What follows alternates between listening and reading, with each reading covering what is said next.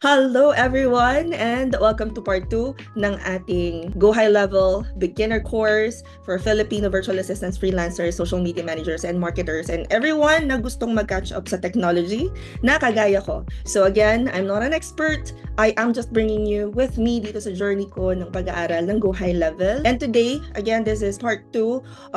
I received a lot of questions na kailangan daw pala maglagay ng credit card information. So I'm like, yeah, but it is actually for free. You just have to put your debit or credit card information in case na kailangan mong mag-top up. Kasi yung Forever Free account nila, pagka nagpunta tayo dun sa stage na meron tayong gustong gawin pero paid na, at least the card is there. For this video, we're going to create our Go High Level account. This is a full, easy, step-by-step guide para lang makapag-start na rin kayo na gumamit na GHL. Now, I started using Go High Level back in 2021 with the client. But again, end user ako. So, ako yung naglalagay or nag-i-import ng mga contacts.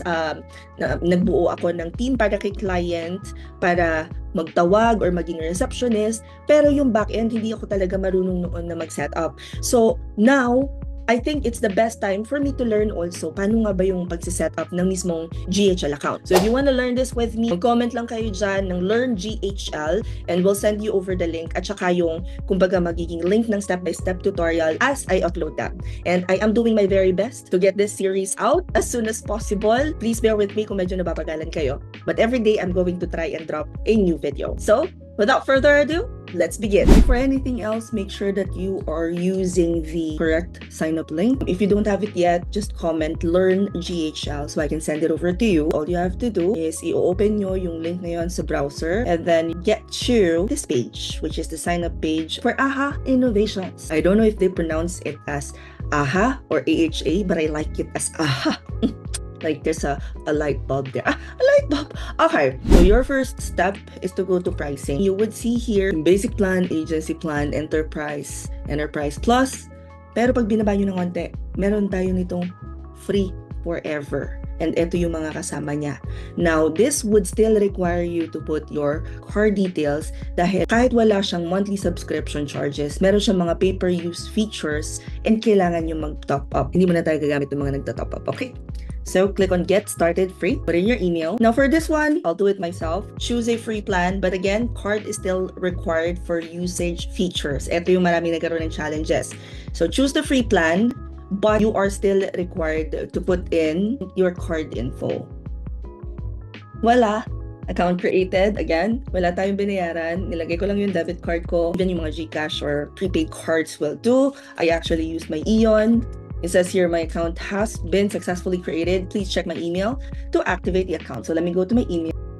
Activate. Now choose a strong password, nothing fancy, just something that you can remember. And then click on continue to log. And just like that, you are now inside your very first Go High Level dashboard. Now there are a lot of things to do here. Marami na ngayong white label na CRM na gamit ay galing sa Go High Level. So you're probably familiar with like Follow Up Boys and all that, and you would see, ay, pareho ng interface, halos iba lang yung colors, iba yung branding and all that, but this is the actual dashboard of inside Go High Level. If you are a beginner, VA, or a freelancer, I suggest that you start fresh so you can learn everything from scratch. Just to give you a quick tour, dito sa left panel, just click on Conversations. And this is where all messages enter. If you click on marketing, andito naman yung email campaigns, nandito yung mga social planner. Of course, we have automation. Dito naman sa automations, nandito yung workflows mo, yung follow-ups mo. And then dito naman sa contacts, andyan yung lahat ng leads and customers mo. So dito siya mag-a-appear. These are sample contacts and this is how they would show up pag clinic mo yung contacts. Pag clinic mo naman itong sites, and andito naman yung funnels, websites, landing pages. And then, of course, dito sa pinakambaba, pag clinic mo yung settings, this is where you can connect your calendars, domains, integrations. So makita mo na lahat ng pwede mong baguhin sa settings dyan. Now, I know that this looks overwhelming. We'll try and learn each of these sections step by step. But andito na rin lang naman tayo. This is very important because before building anything, you have to go to settings and update your time zone, your business name, email, branding details, nandito yan. Kasi setting the right time zone is important. Lalo na kapag magsiset up na tayo ng calendars, automations, email campaigns, you want everything to send at the correct time.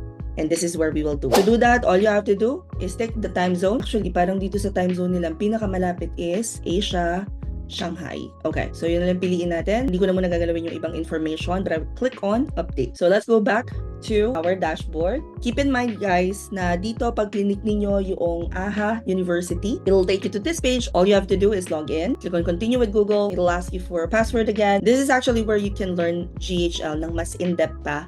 And again, for free. So all you have to do is click on join group. It'll take you to this page. If you click on learning, ayan na yung mga free tutorials.